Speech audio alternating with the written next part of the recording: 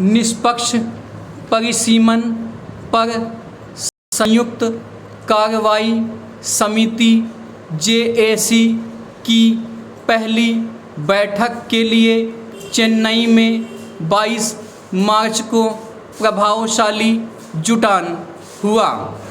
इसमें 4 मुख्यमंत्रियों समेत कई राज्यों के नेता साथ आए।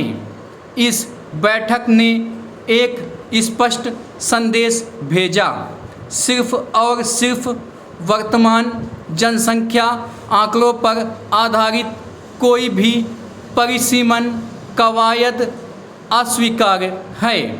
बैठक की मुख्य मांग थी साल 1971 की जनगणना के आधार पर संसदीय सीटों की जो संख्या स्थिर की गई है उसे और 25 सालों के लिए बढ़ा दिया जाए। इसी तरह का प्रस्ताव तमिलनाडु में राजनीतिक दलों की एक हालिया बैठक में भी पारित किया गया था, जिसमें 30 साल के विस्तार का प्रस्ताव रखा गया था।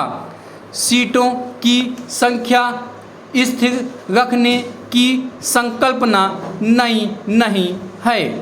इसे 42वें संशोधन के जरिए लागू किया गया साल 2000 तक और 84वें संशोधन के जरिए विस्तारित किया गया साल 2026 तक।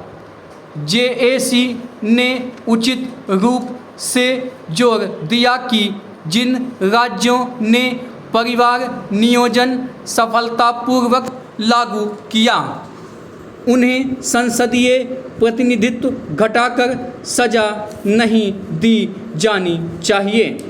खास तौर पर दक्षिण में प्रमुखता के साथ नजर आने वाली इस चिंता को एक क्षेत्रीय मुद्दे के रूप में खारिज नहीं किया जाना चाहिए। भले ही बैठक में दक्षिण की मजबूत उपस्थिति थी, जिसकी मेजबानी तमिलनाडु के मुख्यमंत्री एम.के. स्टालिन ने की और केरल के मुख्यमंत्री पिनाराई विजयन, तेलंगाना के मुख्यमंत्री रेवंत रेड्डी और कर्नाटक के उप मुख्यमंत्री डी.के. शिवकुमार ने शिरकत की। बैठक में दक्षिण के बाहर से भी भागीदारी देखी गई, जिसमें पंजाब के मुख्यमंत्री भगवंत मान और ओडिशा के मुख्यमंत्री नवीन पटनायक शामिल हैं। ऑनलाइन संबोधन में पटनायक ने प्रभावी जनसंख्या नियंत्रण उपायों के लिए राज्यों को दंडित किए जाने के खिलाफ संदेश को मजबूती दी। एक लंबे अरसे बाद विभिन्न क्षेत्रों व विचारधाराओं के राजनीतिक दल मौका परस्त चुनावी गठबंधन, जिनमें नीतिगत एकरूपता नहीं होती, बनाने के बजाय एक महत्वपूर्ण मुद्दे प्रातिनिधिक लोकतंत्र पर एकजुट हो रहे हैं। भारत राष्ट्र समिति के कार्यकारी अध्यक्ष के.टी.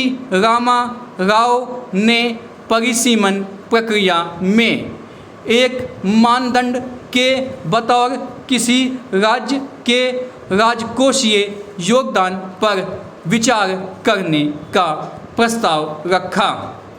यह एक ऐसा विचार है जो दक्षिणी राज्यों की चिंताओं के निवारण में मदद कर सकता है, लेकिन परिसीमन जैसे दीर्घकालिक नतीजों वाले निर्णयों को ऐसे कारकों पर निर्भर बनाना शायद ठीक नहीं होगा जो हर साल बदलते रहते हैं। बहरहाल केंद्र सरकार को बिना देर किए राष्ट्रव्यापी विचार विमर्श शुरू करना चाहिए जिसमें तमाम तरह के दलों को शामिल किया जाए। अगली जनगणना जो परिसीमन की एक पूर्व शर्त है, चाहे जब हो, उसे परिसीमन आयोग के गठन से पहले समावेशी बातचीत का मार्ग प्रशस्त करना चाहिए। केंद्रीय मंत्रियों के अभी तक के बयानों से कोई स्पष्टता नहीं मिली है। केंद्र को इस अबूझ देरी पर पारदर्शिता और विचार विमर्श का महत्व स्वीकार करना चाहिए। अगर क्षुद्र राजनीतिक गणित के पहलू को छोड़ दें तो यह देरी अबूझ ही है।